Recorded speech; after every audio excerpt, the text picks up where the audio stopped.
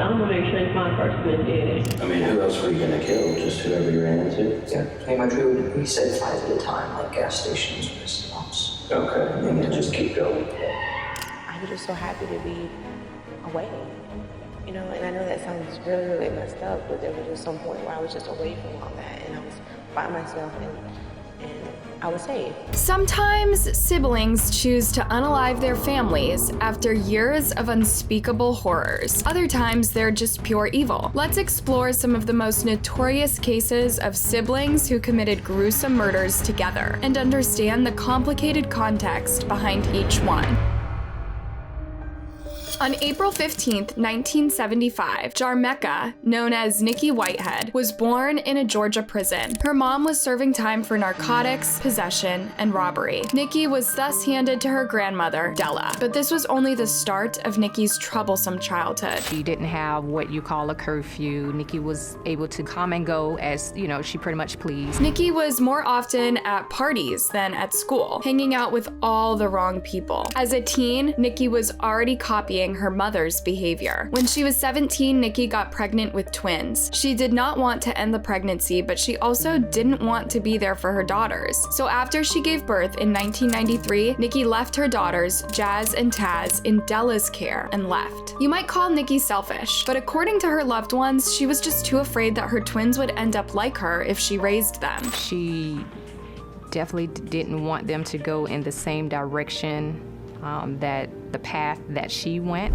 down. However, this left a big mark on the twins. Nikki would only visit them sporadically on holidays or every few months. The girls' father was even less present. He wasn't even there when Nikki gave birth. So Jazz and Taz became extremely close. Their world revolved around each other, and many people thought that they were almost telepathically connected. At school, they got straight A's, learned to play instruments, and spoke about applying to Harvard University. Everyone had high hopes for them, including their mother. When Jazz and Taz were 7, Nikki came with big news. She was now training to become a beautician, and she had met a 55-year-old man named Robert Head. He was a truck driver 3 decades her senior, but he made her feel more stable, safe, and ready to take care of her daughters. So in 2000, Nikki and the twins moved from Conyers, Georgia, into Robert's home. She did their hair, their makeup, and you know, it was just, for Nikki, when it came to her kids, it was always a celebration. But it wasn't a 24/7 party. Nikki had high expectations from the girls. She would impose a kind of discipline that they were not used to, and she was quite demanding of their grades. This did not sit well with Jazz and Taz. First, she wasn't there for them. Now she wanted them to obey Army style. It was difficult for them to start hearing and accepting, you know, the word no. As Nikki became more stern, that's just something that they couldn't get used to. When she let it be known that, you know, hey, you cannot, you know, you're 14, you can't talk to 17-year-old guys, and, you know, you can't be on the phone at a certain time, and you can't stay out or whatnot, that's when I think it became a battle. What's worse, the girls continued to spend time at Della's regularly, where there were no rules or tough discipline until they turned 13. That's when Nikki obtained full custody of them. In Robert's home, the twins felt trapped and unhappy. What started as shouting and calling names soon turned into regular physical altercations. One night, Nikki discovered that Jazz had run away from home to meet her boyfriend. Of course, she did this because her mother did not allow her to meet him during the daytime. 911, where's your emergency? I just woke up and my daughter's gone at the house. How old is your daughter? Oh, Lord, 13. This was the beginning of years of juvenile court visits and mandatory counseling. I talked with the girls at great length, trying to figure out what was going on. I actually went in the bedroom with the girls. They had a closet full of beautiful name brand clothes, beautiful shoes. Their hair was immaculate. I mean, these girls really had a good home. Girls seem very innocent, very sweet. But the look in Nikki's face, she was fearful of those children. She knew that they worked together. Officer Myra Scruggs had barely left the family home when she heard screams. She found Nikki screaming, claiming that the twins were on top of her, raining hell. The twins said they had to defend themselves. Nikki was being aggressive to them, but all evidence pointed toward Nikki being the victim. She had scratches on her neck, scratches on her chest, and she was hysterical. The girls, on the other hand, had no marks on them, no indication that really they had been in any kind of an altercation. talking with them, I didn't believe a thing that the girls had said. Taz and Jazz were then arrested and taken to juvenile court. This was the first time of many. For years, the twins would fight their mom, she would call 911, and they would get arrested. No amount of arrests and reprimands would make them stop. They simply hated Nikki. It was a living hell for her, only because the kids did not want to be back with her. The more Nikki tried to push the girls to act right, the more they rebelled. They accused Nikki of hypocrisy every time she would give them a lesson. They felt Nikki was preaching, do as I say, not as I do. In 2008, Nikki called 911 again. She was barricaded in her room after Jazz and Taz tried to attack her. Once again, the family was taken to juvenile court. The judge described the two girls as uncontrollable. He also told the girls that they were free to live with their great-grandmother Della if they wanted to. This was a great victory for Jazz and Taz, but it also meant that their violent behavior had gotten them what they wanted. In a twisted way, the judge reinforced their psychotic tendencies. So in 2008, Jazz and Taz happily returned to Della, but Della wasn't as happy. She was now 79, and the girls were running wild as ever. They would disappear for days, and they would steal objects from Della's house. Poor Della started bolting her bedroom door whenever she wasn't around. In 2010, she phoned 911, took the 16-year-olds to court, and passed them back to their mother. When they heard the judge's order, they threw a full-blown tantrum. In fact, they reportedly sounded more like wild animals than people. On January 5th, 2010, Jazz and Taz moved back in with Nikki and Robert against their will. Nikki threw them a welcome home party and let them know that they were loved. But the girls screamed and insulted their mom until all the party guests left. Within a week, Nikki called 911 3 times. The situation was worse than ever. On January 13th, police officers were doing a routine check through Nikki's neighborhood when they drove by her house. Just then, Jazz came out of the house in a hysterical state. She flagged the officers down and urged them to come indoors. The young lady stopped me saying someone had killed her mother. The twins claimed they'd just returned home from school and found their mom's lifeless body in the bathtub. When I walked in the front door, it was the first time I'd ever been on something as horrific as that. The whole house was painted red. The officers found Nikki in the bathtub, jagged 80 times. Her spinal cord was nearly severed. She also had several scratch and bite marks on her. The scenario was pretty obvious to the officers, who knew the twins' record. Still, their petite frame and distressed state sent the detectives looking for other suspects first. Jazz and Taz pulled off the perfect stunt. They seemed to be in shock, crying for their mother, and even comforting one another when the officers weren't watching. Gotta be strong, Jay. Got to. Because I'm gonna make sure they find the person that did it. But as the girls spent more time in the interrogation rooms, their strange behavior began showing. One of them was seen biting her own arm. And then there was this. These two girls were, hugging each other and in each other's arms. And when I said, what can I do to make this easier for you? They turned and looked at me and they said, can we watch CSI? And immediately the hairs on the back of my neck stood straight up. Essentially, it was right then, and it was like, okay, something was very, very off. The minute the girls were asked about Nikki, they started insulting her. Their act fell right through. Within a day or two, officers found an overwhelming amount of evidence at the house, including a bloody pair of boots hidden in a shoebox and a clump of Nikki's hair hidden in a napkin. Interviewed separately, the twins also started diverging from their agreed story. We began catching them in lies, concerning their time frames or their details. They began to be very angry and would become argumentative and very uncooperative. You think we did it? I don't think y'all did nothing. Why you say that? It seemed like it. Who said that? Well, it just seemed like how y'all was questioning us and something that seemed like y'all think we did it. Shockingly, it took 4 months to gather enough DNA evidence to arrest and charge the twins. In that time, they lived with Della, attended school, and even went to prom. Inside the authorities' car, the girls started showing their true colors. I'm not going down for something I did not do. Please find a murder weapon and then get a real person. For real.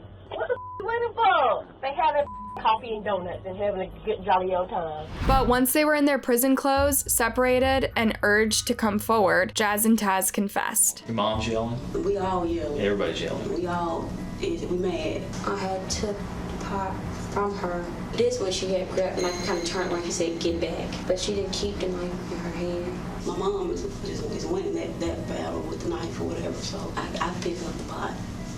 And I held the pot. After up on their mother, the girls carried her to the bathtub and devised a plan to dodge the law. Poor Nikki was still alive in the bathtub, speaking to the girls. What's she saying?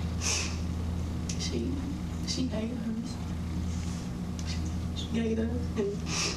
And it's the same thing. We're going to jail. But what are you saying to her? I'm sorry. I told her I was sorry. Reliving the day of the murder, both girls broke down and appeared regretful, perhaps for the first time. I really wished it didn't happen like that. I wish I could have saw something else to do. I wish I did. Sorry. It was just confusion. It was like turmoil. It's just getting nervous at all. Jazz and Taz pleaded guilty to voluntary manslaughter and were sentenced to 30 years in prison. Props for that. Props for that. And prosper. Yeah. Think I'm on something there. This is Robert Bever, trying his best on YouTube to kill the boredom at home. Robert and his six siblings grew up in the tiny town of Broken Arrow, Oklahoma. Their father, David, worked in IT while their mother, April, taught them at home. It might have been a dream come true for his religious family, but for their oldest son, Robert, it was hell. He wanted to make friends and be a regular teen, not be isolated in a big house in the middle of nowhere. So he took to the internet. I'm going to make my first skit soon. Can't show you a sneak preview or it would ruin it. It'll be like a minute long. It's going to be some good stuff. I think it's going to be hilarious. The Bevers' neighbors commented that the entire family was way too quiet for its large size. Anyone would expect a family of 9 to be especially rambunctious, but these kids were awfully quiet. It turns out that David ruled with an iron fist, both his wife and his kids. So for Robert, YouTube was truly the only kind of fun he was having. Soon enough, his little brother Michael joined in. But it wasn't long before the boys discovered the darker corners of the internet and became obsessed with mass shooters. Robert and Michael would stay up at night watching videos about the Columbine school shooting and other infamous school massacres. This snowballed into an obsession and then a life goal. For them, their career path was clear: commit a school and become world famous. 15 lives were lost at Columbine. Robert and Michael Bever were aiming for 50 plus. There was only one problem though. Their school was their home. In 2014, 17-year-old Robert got a job at a call center and started saving money. But he didn't spend his money on a new phone or video games. He equipped his room with knives, machetes, Kevlar vests, and black masks. You'd think a reclusive, religious family would be concerned with such behavior, but it was their 13-year-old sister, Crystal, who was more concerned than her mom. When she told April how she felt about Robert's new equipment, April shrugged it off as teenage boy stuff. Don't know about you, but I don't think teenage boy stuff normally includes weapons and mass murder obsessions. Just before midnight on July 22nd, 2015, the Broken Arrow Emergency Services received a call. Broken Arrow 911. Hello?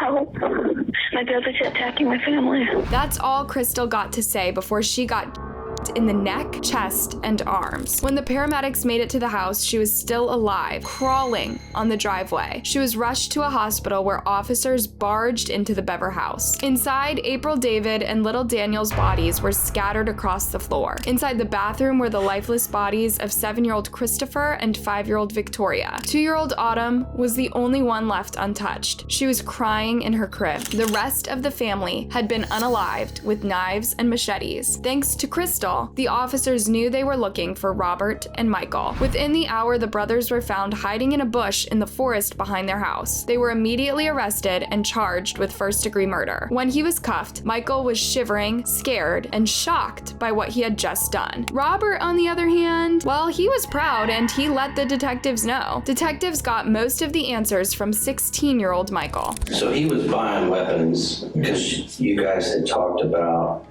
murdering. Yeah, but then he started planning again. Okay. And I went along with it because I didn't see the other way. I thought I didn't want to do it. I very quickly learned tonight and I didn't. Okay, that you didn't want to do it? I don't want to. Michael claimed he only attacked his brother Christopher. He also revealed something shocking. The family just stood in the brothers' way of their bigger plan. Robert had ordered a crate full of weapons to arrive at their home scheduled for July 23rd. Since they couldn't justify going on a killing spree to their family, they had to go first. 1 to 2 beat the kill amount of other famous people like Columbine and James Egan. But they didn't have a school, so where would they go? Who else were you gonna kill? Just whoever you ran into? Yeah, pretty much. He said 5 at a time, like gas stations, restaurants. Okay, and then just keep going. The detectives then asked Michael if he shared Robert's philosophy. He said he just found the whole idea of mass murder exciting. He also revealed some degree of hatred towards their dad. Yeah, I mean, Mom was okay, but Dad was a little bit. Just a little bit too much. Here's where it gets tragic. Michael claimed he was more of an innocent tag-along, but his story paints a different picture. First, the two boys Crystal after luring her to watch something on Robert's computer. Then Robert attacked his parents, and Christopher and Victoria locked themselves inside the bathroom. That's when Michael started crying, as if Robert was attacking him. He begged his younger siblings to let him inside the bathroom for protection. When they opened the door, he unalived Christopher, and Robert took Victoria's life. Then Michael did it again when Daniel locked himself in his dad's office. I was like, let me in. The detective then made it clear he was just as responsible. Well, what I'm saying is it's not Robert's the one that should get all the credit here.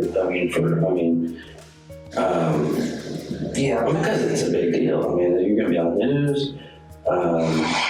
You know what I mean? Michael said Robert was so set out to kill that he would have just unalived him too if he didn't tag along. But it was all lies. Robert told the police Michael had been just as happy to make the plan and carry out the deed. In fact, Michael was the one who slit his mother's throat. On July 23rd, 3,000 rounds of ammo arrived at the Bever house. Broken Arrow PD and OSBI investigating. We know a family of 9 lived here. The parents and 3 children are dead. Another child, a 13-year-old, is fighting to live, and the youngest family member, a 2-year-old girl, is in the custody of the state and not hurt.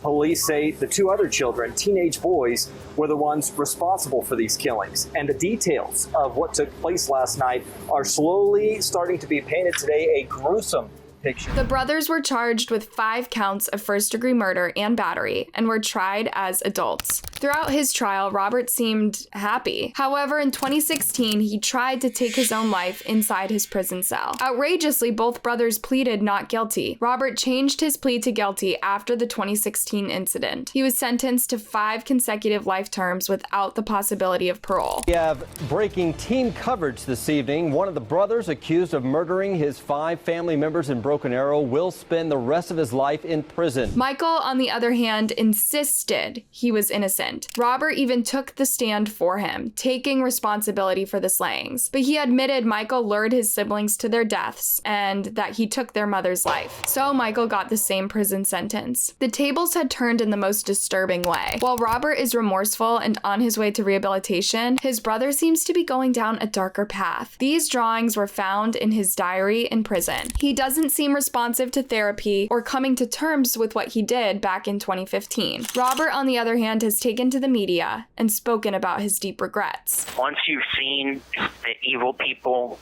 are just normal people too, then you realize how much of a challenge it is to be a good person and live a good normal life and help people instead of killing them. And if you could go back, you would do this another way, wouldn't you? If I could go back, and kill myself before I had a chance to do that, I would.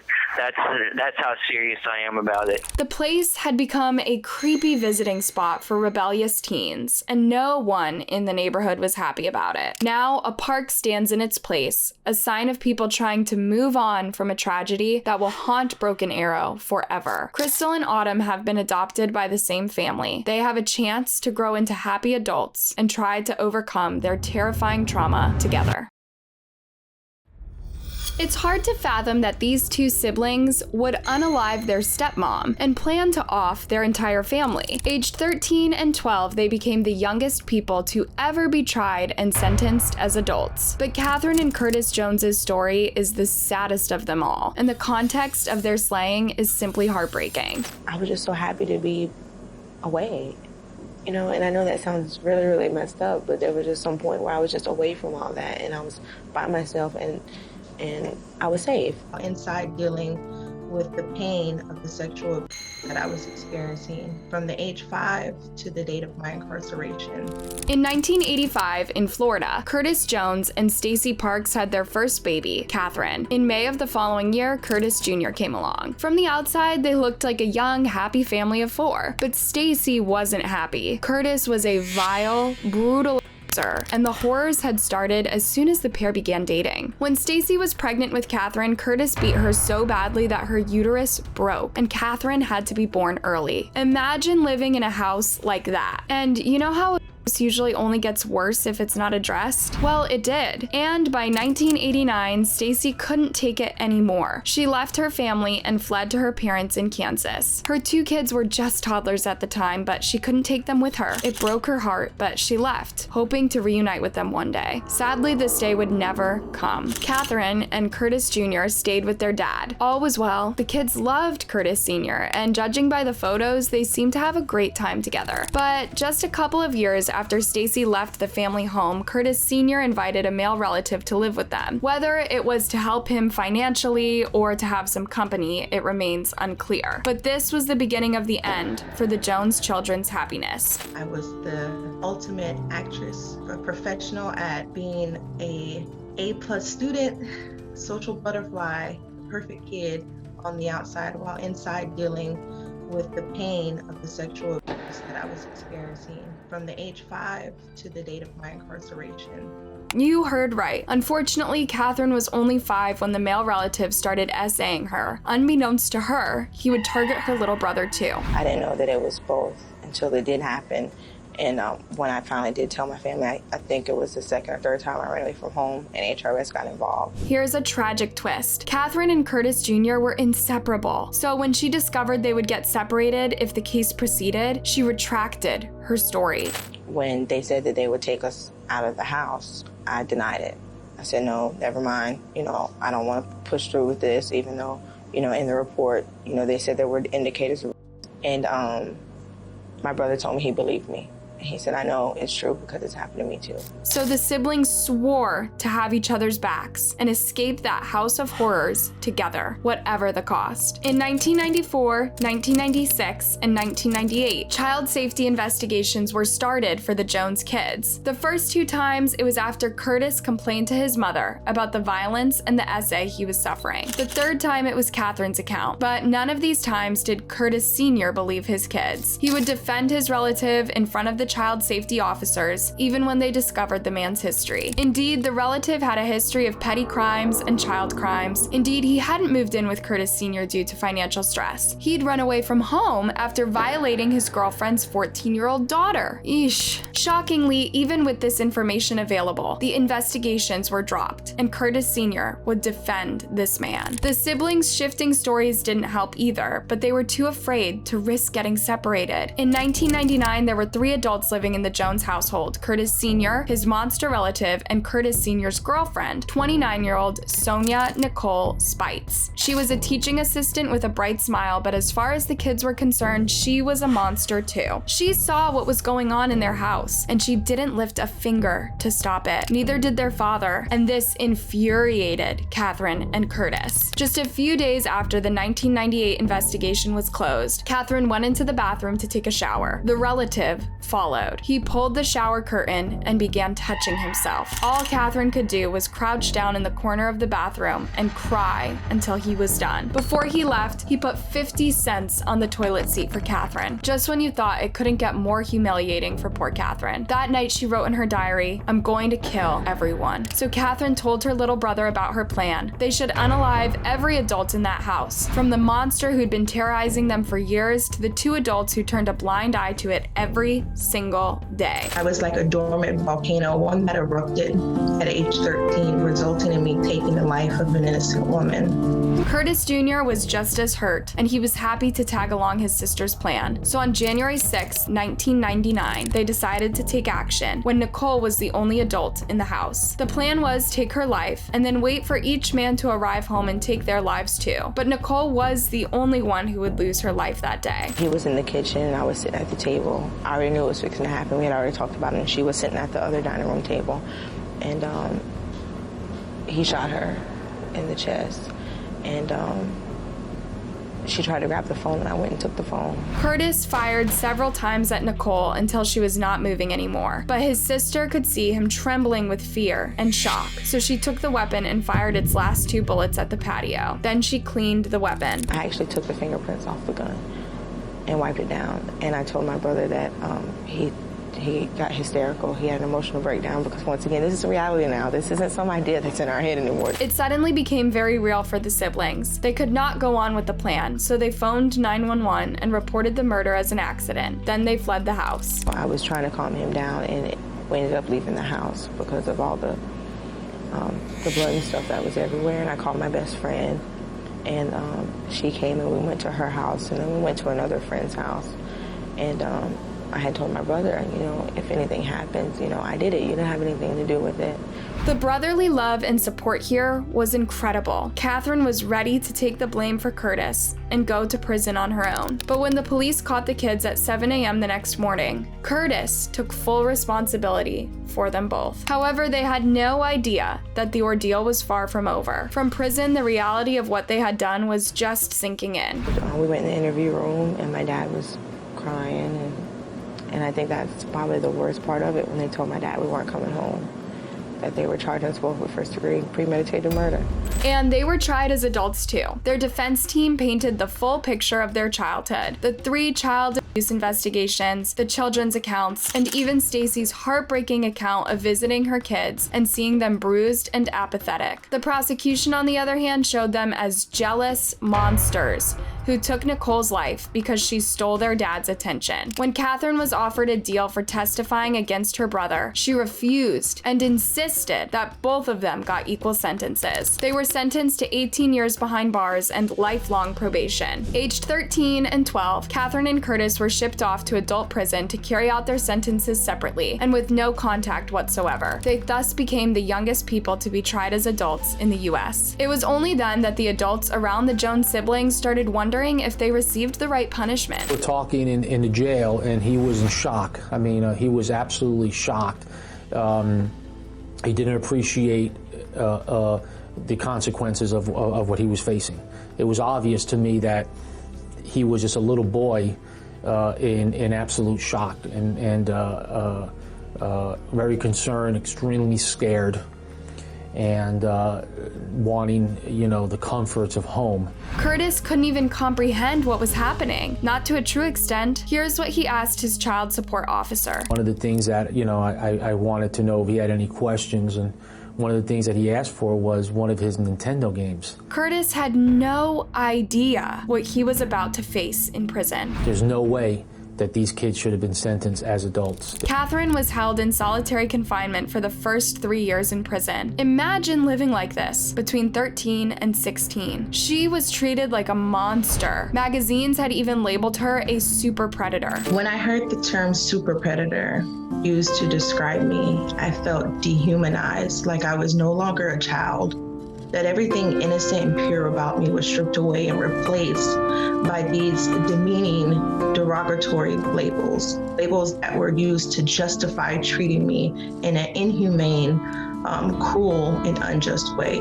Here's a super dark twist. The original article, The Coming of the Super Predators, by criminologist John DeLeo, warned people of a violent crime wave perpetrated by Black children. This only led to more children of color being tried as adults and given very harsh sentences. Instead of making sure these children got the right care, therapy, and education, they were thrown in prison for decades or even life. This is not a solution. What's worse, poor Catherine was once again the victim of horrific essays at the hands of a prison guard, and yet she was just happy to be away from home. I was just so happy to be away, you know, and I know that sounds really, really messed up, but there was just some point where I was just away from all that, and I was by myself, and I was safe. As they grew into adults, the siblings started seeing the light. While in prison, Catherine married a Navy officer, Senior Chief Ramus Fleming, once her pen pal, after he'd read her story in Florida Today. In 2016, Catherine was released at the age of 30. She is now a mother of 2 and a leader of the campaign for fair sentencing of youth. I see myself as a champion for those that I left behind, the very women who nurtured me and became surrogate mothers to me inside the prison system. Curtis was also released a year later, aged 30. He is an ordained minister and a dad. He and his sister are reunited and celebrate their undying bond on their social media accounts. The child care and justice systems failed Catherine and Curtis Jr. They had several chances to escape their horror home or for their monster relative to be convicted and tried for his unspeakable crimes. In fact, it's unclear if the relative was ever charged, and when their story was set in court, no one took it seriously. But the siblings have a full life ahead of them, and their families help them stay strong and fight for other kids in the position they were in back in the 1990s. Hey, thanks for watching. What are your thoughts on these cases? Are children ever evil, or are they victims of their circumstances? Let me know in a comment, and before you go, make sure you like and subscribe. See you next time.